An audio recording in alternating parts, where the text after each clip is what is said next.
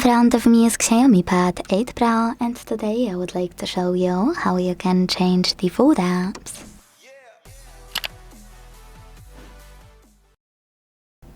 Firstly, open Settings and scroll to tap on Apps.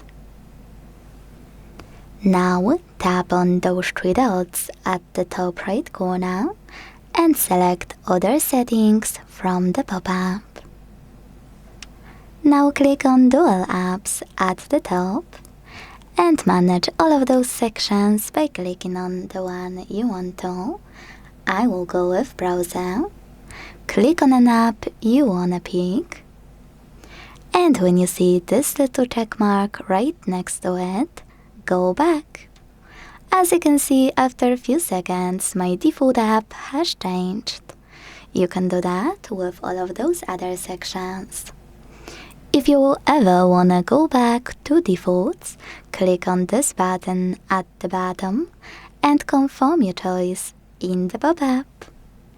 Thanks so much for watching. If you enjoyed this video, leave a like, comment and subscribe. Bye!